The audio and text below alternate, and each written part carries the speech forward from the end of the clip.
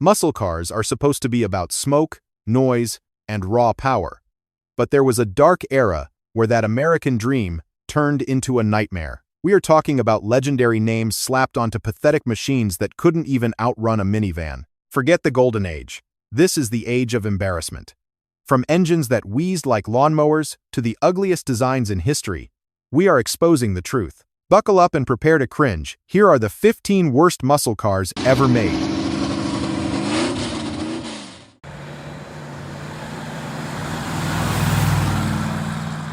The early '64 Pontiac GTO 389 was widely regarded as the first true muscle car. For a starting price of just under $3,000, owners got an engine that was beautifully simple. A massive 325 horsepower, 389 cubic inch V8. If you were looking for more punch, there was the tri-power option, pushing 348 horsepower.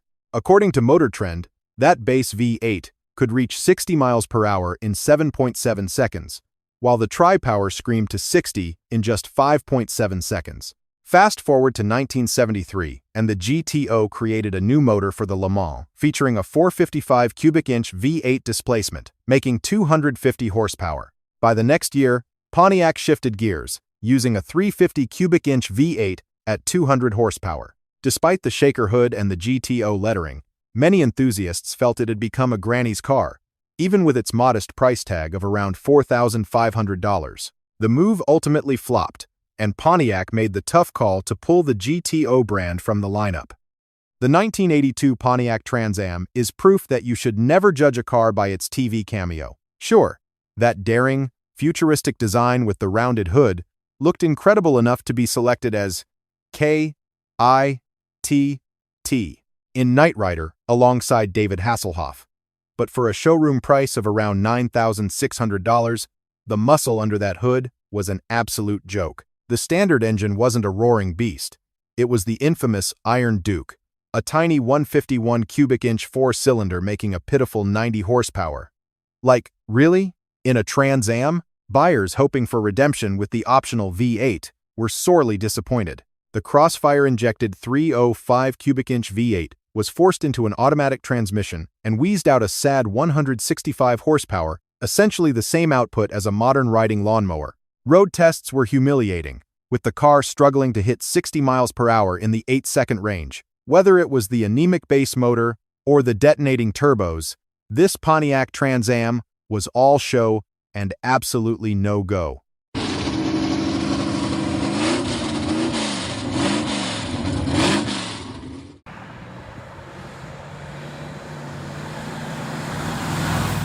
The name once stood for performance. 4-barrel carburetor, 4-speed manual, and dual exhaust. In 1970, for a bargain price of $3,300, the Oldsmobile 442-455 set the standard, unleashing 370 horsepower with its fiberglass hood and functional air scoops. But by 1978, that badge had become a lie. The downsized model was an embarrassment. Instead of a rocket, you were stuck with a Buick-made 231 cubic inch V6 or a Chevy 305 cubic inch V8. Despite the inflation pushing the price over $5,000, that V8 struggled to produce a laughable 160 horsepower. It got worse. A special Hearst edition arrived in '79, featuring a larger 350 cubic inch V8, yet even that only wheezed out 170 horsepower. Oldsmobile marketing should have buried the name right then and there. Selling this slow, expensive shadow of the past was an insult to the legacy of the original Oldsmobile 442.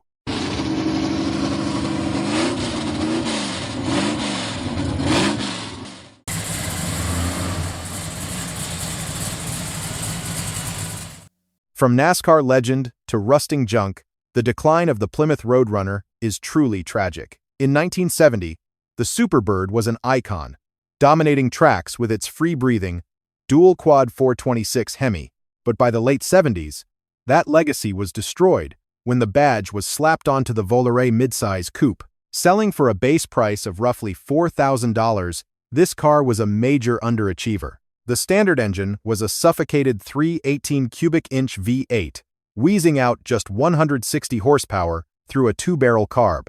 Even if you upgraded to the optional 360 cubic inch V8, You only got a maximum of 196 horsepower, embarrassing compared to its ancestors.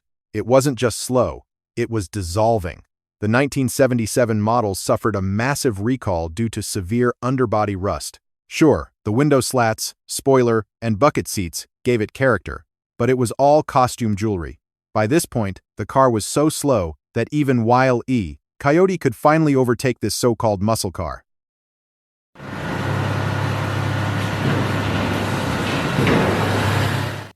Some might call the Gremlin cute in a quirky way, but let's be honest, it looked like a sawed-off station wagon. As a final send-off, AMC tried to dress up this oddity with the GT package. For a sticker price hovering around $3,600, buyers received plenty of cosmetic fluff, a front spoiler, fat fender flares, and wide 14-inch wheels. But the performance was essentially a lie. The 1977 Gremlin sported a 304 cubic inch V8, yet it was strangled to produce a miserable 120 horsepower. That is pathetic for a V8. By the next year, they ditched the V8 entirely for a 258 cubic inch six-cylinder. Basically the same tractor engine found in a Jeep CJ7. It had torque, sure, but zero speed. With fewer than 3,000 GTs built, this car was a confused mess. It holds the bizarre record of offering one of the widest engine ranges ever, from tiny four-bangers to V8s, but none of them made it a real muscle car. Thankfully, AMC put the Gremlin out of its misery after 1978 to make way for the Spirit.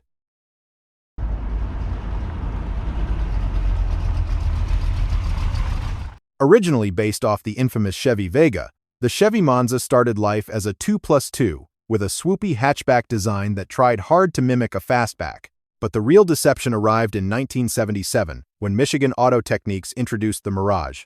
Dressed in a white body with patriotic red and blue racing stripes, flares, and a special air dam, this car looked like an IMSA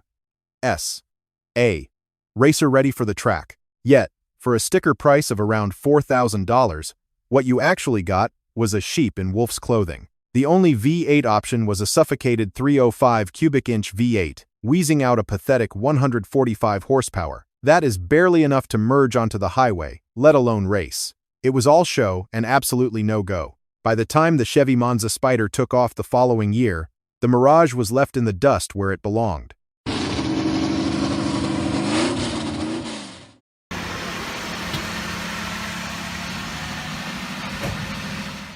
In 1980, General Motors committed a cardinal sin against muscle car heritage by shifting to front-wheel drive.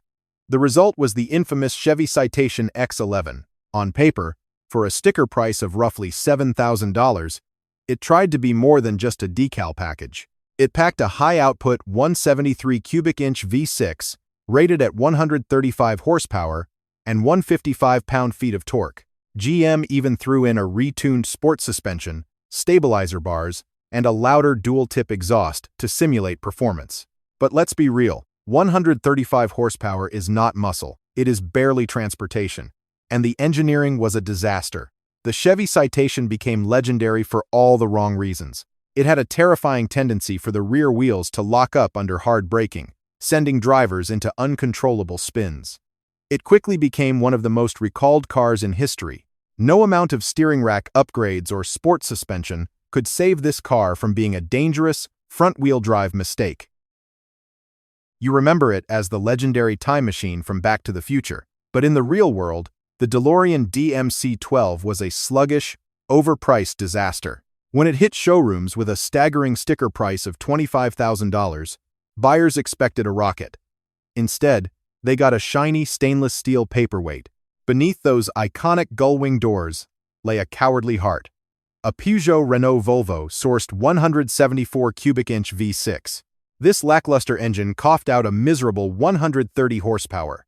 It was an insult to the term muscle car. Despite having Lotus engineers tune the suspension, the straight-line speed was laughable. Equipped with an automatic transmission, this heavy wedge took a painfully slow 10.5 seconds to crawl from 0 to 60 miles per hour. That is slower than a minivan. By the time DeLorean considered saving the car with a turbo upgrade, it was too late. The company collapsed into bankruptcy, proving that not even a flux capacitor could save this $25,000 mistake from being one of the worst performance cars ever built.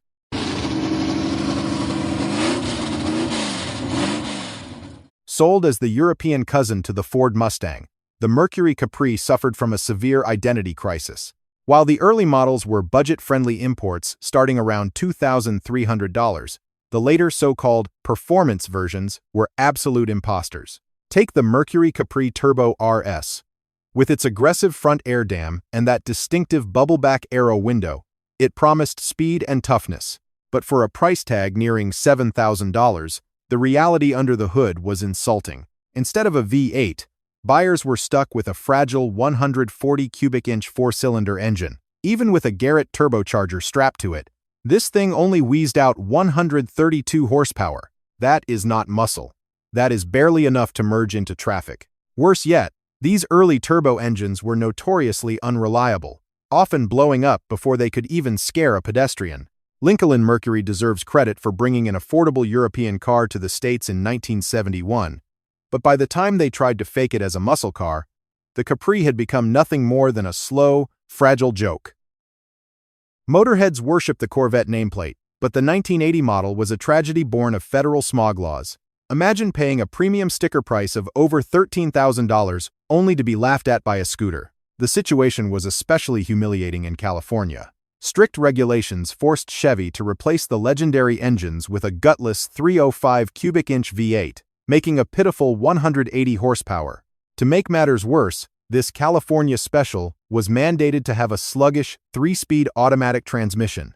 The acceleration was so pathetic, you could practically race a Vespa and lose. Even the 49 state buyers didn't fare much better. Their performance option was a 350 cubic inch V8 that only managed to squeeze out 190 horsepower. Bogged down by a primitive computer control system and suffocating emissions gear, these cars were a shadow of their former selves. When you compare this to the torque monster Corvettes of the late 60s, the 1980 model wasn't a muscle car, it was a tragedy on wheels.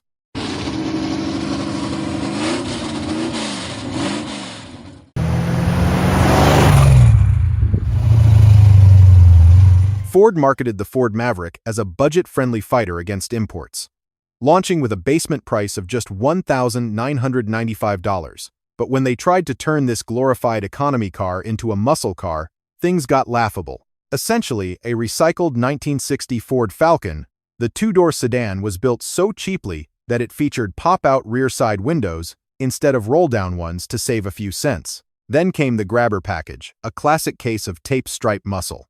It featured special graphics, a rear spoiler, and a dual-dome hood that promised performance it couldn't deliver. Sure, the early models offered a respectable 210 horsepower, 302 cubic inch V8, which was decent for the price. But by the time the later models rolled around, that same 302 cubic inch V8 had been strangled down to a pathetic 129 horsepower. Even with the luxury decor option, adding soft vinyl seats and wood grain trim to fool you, the Ford Maverick Grabber was ultimately just a cheap commuter car wearing a Halloween costume.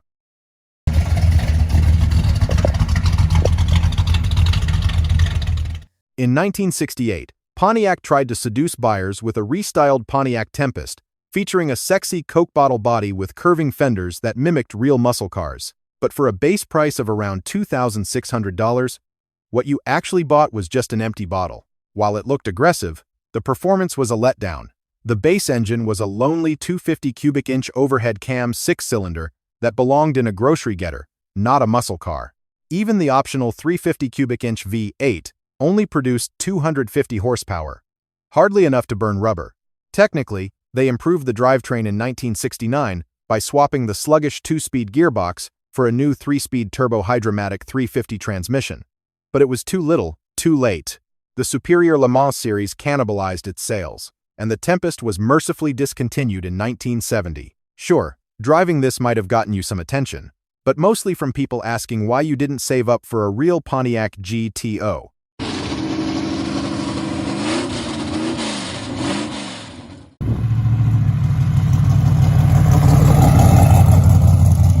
If you ever needed proof that the 80s were a dark time for muscle cars, look no further than the base model Chevy Camaro, equipped with the infamous Iron Duke. For a base price of around $7,700, you didn't get a fire-breathing V8. You got a glorified doorstop. The standard engine was a microscopic 151 cubic inch 4-cylinder, mated to a tragic 3-speed automatic transmission. Despite fuel injection upgrades like the Tech 4, the power output remained a laughable 90 horsepower. Let that sink in. A Chevy Camaro with 90 horsepower. Performance was practically non-existent. Accelerating from 0 to 60 took a painful 20 seconds. You could literally read a book while waiting to merge onto the highway. Sure, Chevy claimed the upgraded bearings and crankshaft made it reliable, but that is only true if you never tried to drive it like an actual car. Mercifully, Chevy killed off this 4-cylinder embarrassment in 1993, but the scar on the Camaro's legacy remains forever.